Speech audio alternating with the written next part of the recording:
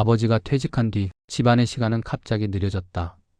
아침이 와도 누군가 서두르는 기척은 없었고 저녁이 되어도 누군가 돌아오는 소리는 들리지 않았다. 아버지는 여전히 같은 시간에 일어났지만 더 이상 나갈 곳은 없었다. 정장을 입지 않았고 구두도 신지 않았다. 대신 낡은 잠바를 걸치고 거실에 앉아 TV를 켜놓았다. 채널은 중요하지 않아 보였다. 뉴스가 나오든 드라마가 나오든 아버지는 그저 화면이 켜져 있다는 사실만으로 자리에 앉아 있었다. 처음 며칠은 나도 별 생각이 없었다. 퇴직하면 다 그런 거라고, 조금 쉬다 보면 다시 리듬을 찾을 거라고 막연하게 생각했다. 하지만 아버지는 집 밖으로 거의 나가지 않았다. 아버지, 산책이라도 다녀오세요. 내 말에 아버지는 고개를 저었다. 괜찮다. 그 말에는 이유도 설명도 없었다. 그저 거기서 대화는 끝났다. 예전에 아버지는 집에 있는 시간이 길어지면 오히려 밖으로 나가려 했다. 동네를 한 바퀴 돌거나 시장에 들르거나 괜히 공구점에라도 가던 사람이었다. 그런 아버지가 이제는 현관 근처에도 가지 않았다. 신발장은 그대로였고 아버지의 구두는 먼지가 쌓인 채 제자리에 있었다. 어느 날은 내가 일부러 말했다. 아버지, 제가 차로 모셔다 드릴까요? 아버지는 잠시 나를 보더니 이렇게 말했다. 왜? 그 질문에 나는 대답하지 못했다. 왜라는 말 앞에서 내가 할 수 있는 설명은 하나도 없었다. 아버지는 굳이 나가지 않아도 괜찮은 사람처럼 보였다. 아니, 괜찮은 척을 하고 있는 것처럼. 그날 이후 나는 깨달았다. 아버지는 쉬고 있는 게 아니라 이미 어디론가 돌아가지 못한 채 멈춰 서 있다는 걸. 아버지가 집 밖으로 나가지 않게 된 데에는 분명한 계기가 있었다. 하지만 그때의 나는 그걸 알아차리지 못했다. 어느 날 아버지가 오랜만에 밖에 나가겠다고 말했다. 나는 괜히 반가운 마음에 차 키를 들고 섰다. 아버지, 어디 가세요? 아버지는 잠시 망설이다가 이렇게 말했다. 예전에 일하던 데 근처 좀. 그 말이 왜 그렇게 마음에 걸렸는지 그때는 알지 못했다. 차를 타고 회사 근처에 도착했을 때 아버지는 창밖을 오래 바라봤다. 건물은 그대로였지만 사람들은 전부 모르는 얼굴이었다. 많이 바뀌었네. 아버지가 중얼거리듯 말했다. 나는 그 말을 그저 세월이 흐른 데 대한 감상쯤으로 생각했다. 하지만 차에서 내려 건물 앞에 서자 아버지는 갑자기 발걸음을 멈췄다. 아버지, 불러도 아버지는 움직이지 않았다.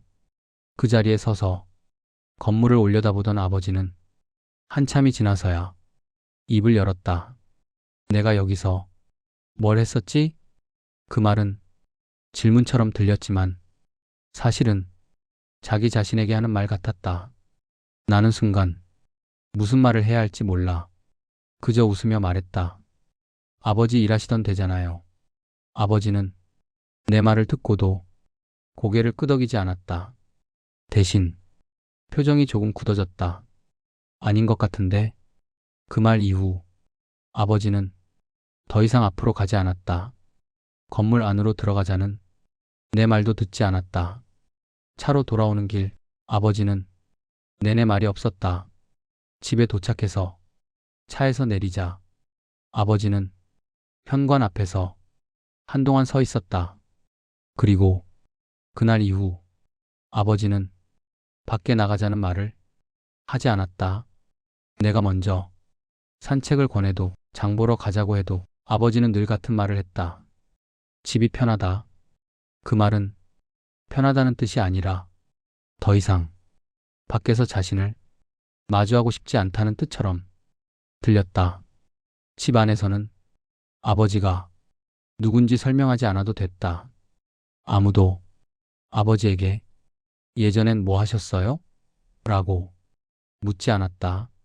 아버지는 그저 존재하기만 하면 됐다. 그날 이후 나는 알게 되었다. 아버지가 집에만 있는 건 편해서가 아니라 자기 자신을 잃어버릴까 두려워서라는 걸.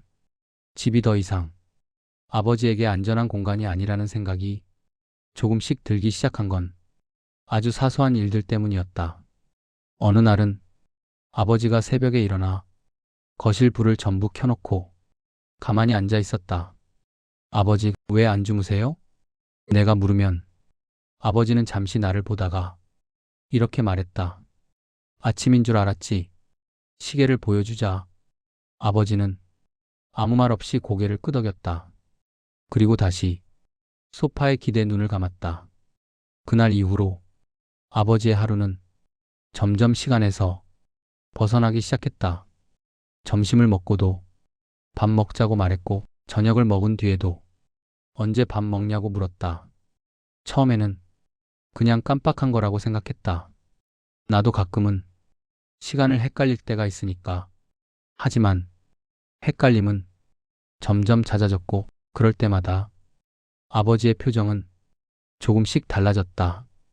혼란스러움, 그리고 자기 자신을 믿지 못하는 불안함. 어느 날은 아버지가 집안을 한 바퀴 돌며 서랍을 열었다 닫았다 했다. 뭐 찾으세요? 내 질문에 아버지는 대답하지 않았다. 잠시 후 아버지는 현관 근처에 서서 말했다. 집 열쇠가 없어. 열쇠는 이미 신발장 위에 올려져 있었다. 그걸 보여주자. 아버지는 한참을 바라보다가 조용히 말했다. 아, 그래. 그 짧은 말 속에는 안도도 당황도 섞여 있었다. 그날 밤 나는 잠을 거의 자지 못했다.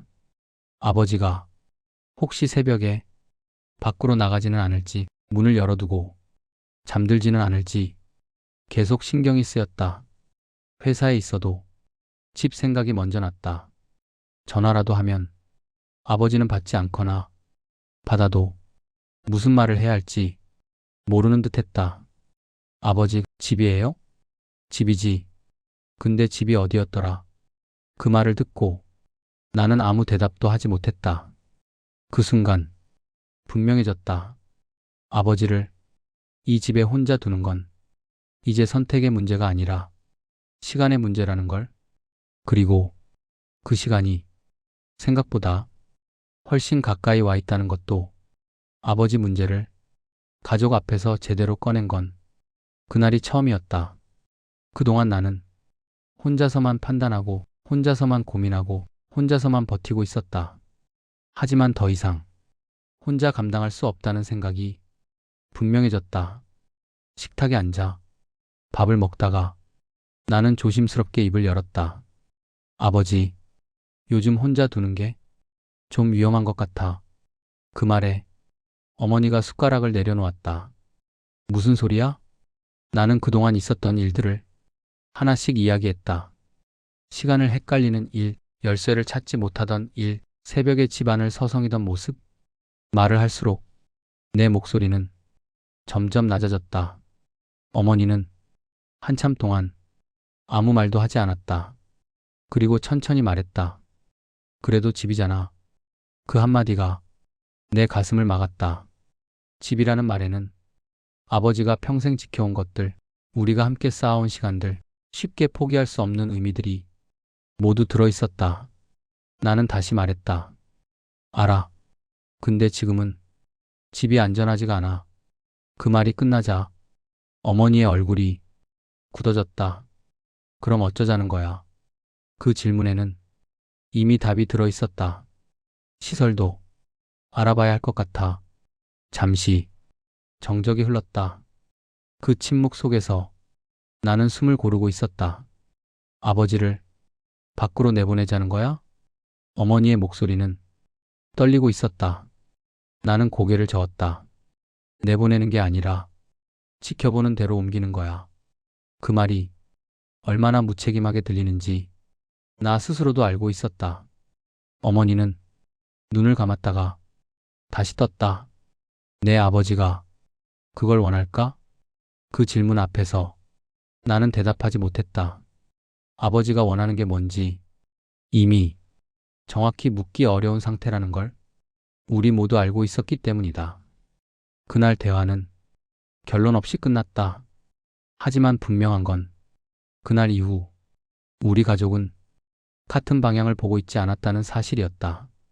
그리고 그 어긋남은 앞으로 더 크게 벌어질 준비를 하고 있었다. 아버지가 화를 낸 건 정말 오랜만이었다. 아니, 어쩌면 처음 보는 모습이었을지도 모른다. 그날도 별일 없는 저녁이었다. 어머니는 부엌에서 설거지를 하고 있었고 아버지는 거실에 앉아 TV를 보고 있었다. 나는 조심스럽게 그 이야기를 꺼냈다. 아버지, 요즘은 혼자 계시기 좀 위험한 것 같아서요. 아버지는 리모컨을 내려놓고 나를 바라봤다. 무슨 소리냐? 그 목소리는 평소보다 낮았고 딱딱했다. 아버지 기억도 조금씩 헷갈리시고 밤에도 자주 깨시잖아요. 내 말이 끝나자 아버지는 잠시 아무 말이 없었다. 그러다 갑자기 목소리를 높였다. 그래서 나를 어디 보내려고? 그 말에 어머니가 놀라 부엌에서 나왔다. 여보, 그런 뜻 아니야.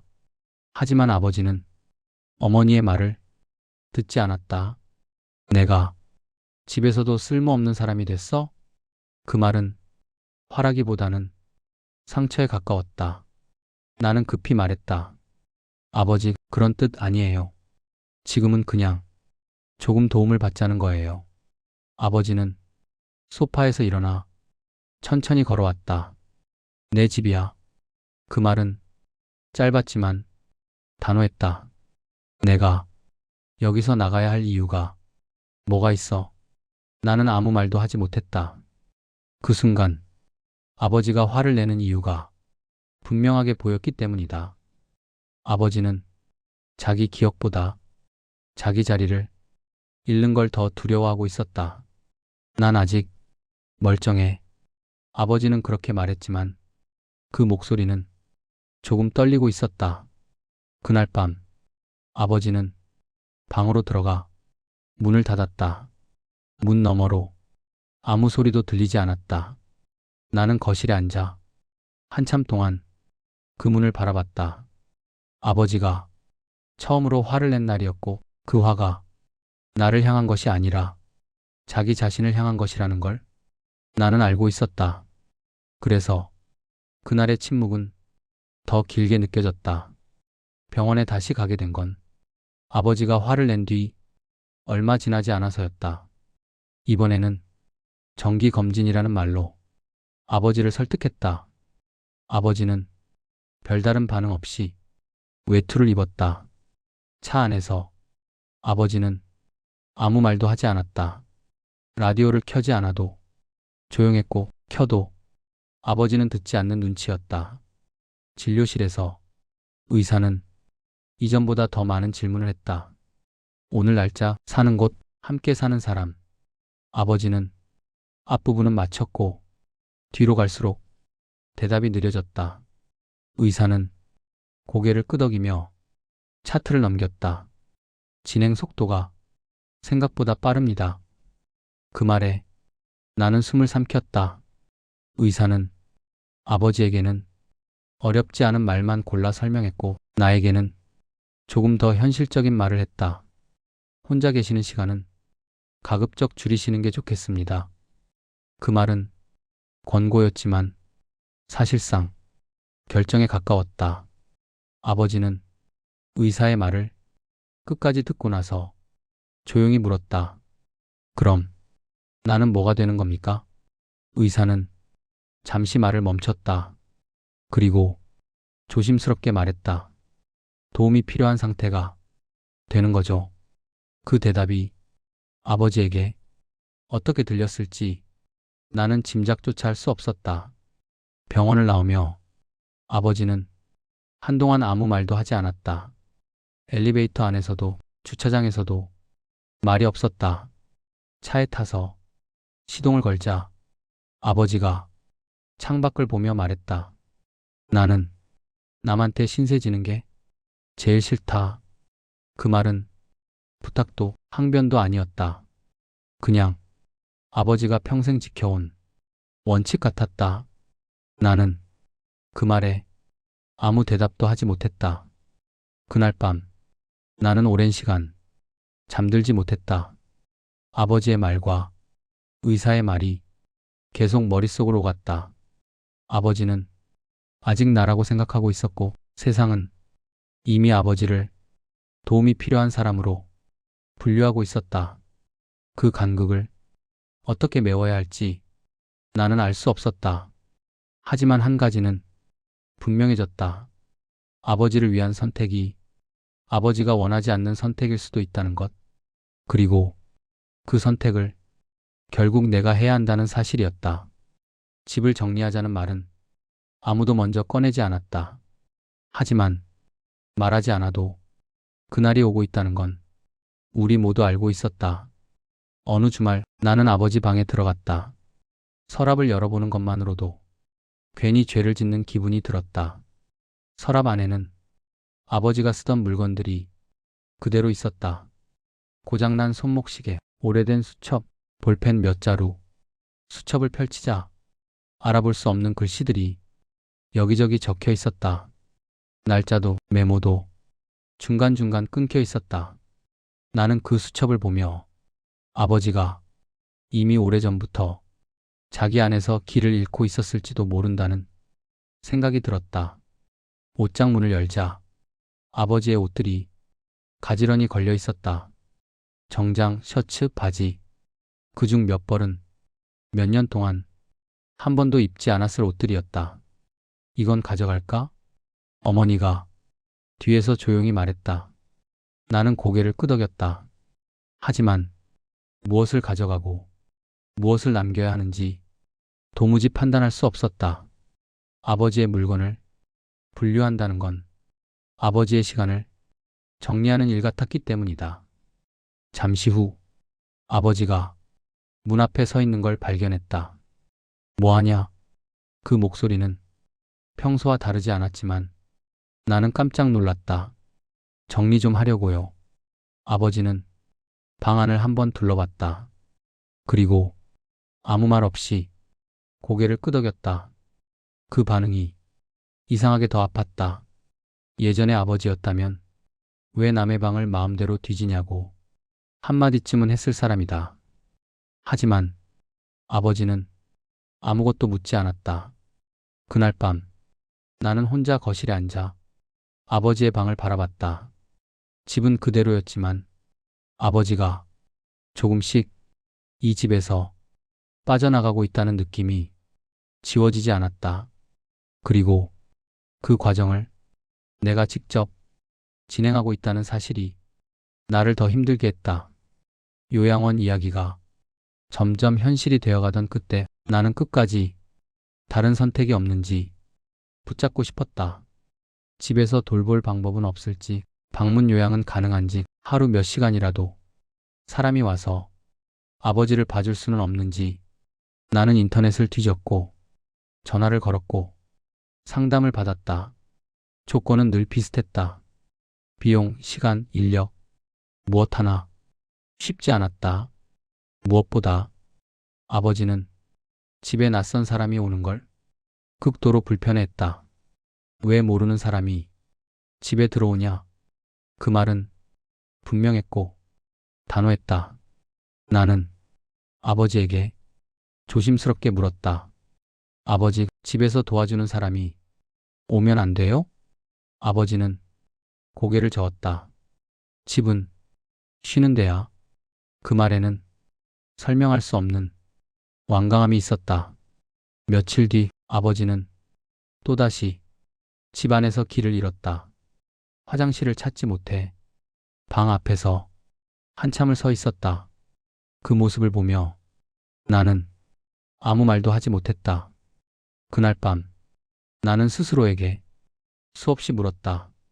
정말로 아버지를 위해 이 선택을 하는 건지, 아니면 내가 더 이상 견딜 수 없어서 결정을 미루지 않으려는 건지.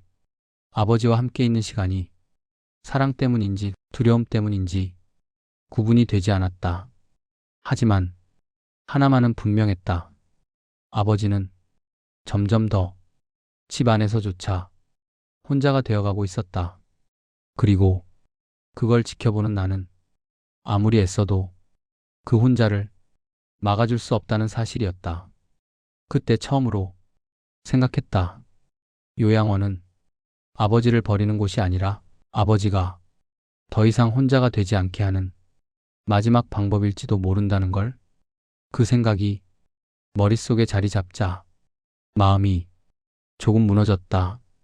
포기해서가 아니라 이제는 결정을 내려야 한다는 걸 인정했기 때문이다.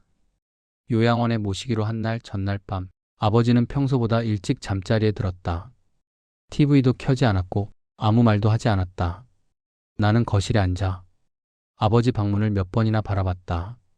문을 열고 들어가 뭐라도 말을 걸까 하다가 결국 그러지 못했다. 괜히 말을 꺼냈다가 아버지가 집에 가고 싶다고 말하면 나는 그 말을 어떻게 받아야 할지 알 수 없었기 때문이다. 다음 날 아침 아버지는 외투를 입고 현관에 서 있었다. 누가 먼저 말하지 않아도 오늘이 어떤 날인지 어렴풋이 느끼는 것 같았다. 어디 가는 거냐? 아버지가 물었다. 나는 잠시 망설이다가 짧게 대답했다. 좀 사람들 있는데요. 아버지는 그 말에 더 묻지 않았다. 신발을 신으며 잠시 고개를 숙였다가 다시 들었다. 그리고 아주 낮은 목소리로 이렇게 말했다. 집이 제일 좋은데. 그 말은 불평도 아니었고 부탁도 아니었다.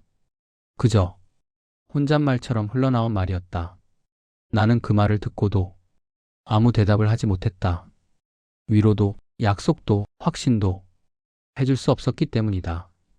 차를 타고 나오는 길 아버지는 창밖을 바라봤다. 익숙한 길, 익숙한 풍경들이 천천히 뒤로 밀려났다. 그 모습을 보며 나는 깨달았다. 아버지가 떠나는 건 집이 아니라 자기가 평생 자기라고 믿어왔던 삶이라는 걸. 요양원 앞에 도착했을 때 아버지는 잠시 차에서 내리지 않았다. 여기서 얼마나 있어야 하냐? 그 질문에 나는 이렇게 말했다. 필요한 만큼요. 그 말은 정답이 아니라 회피에 가까웠다. 아버지는 고개를 끄덕이고 차 문을 열었다. 그날 이후로 나는 종종 그 마지막 말을 떠올린다. 집이 제일 좋은데. 아버지는 끝까지 집을 떠나고 싶어 하지 않았다. 하지만 집에 남아있는 것만 아버지를 지킬 수 없다는 걸 나는 알고 있었다. 그래서 지금도 그 선택이 옳았는지 확신할 수는 없지만 적어도 도망치지는 않았다고 스스로에게 말해본다.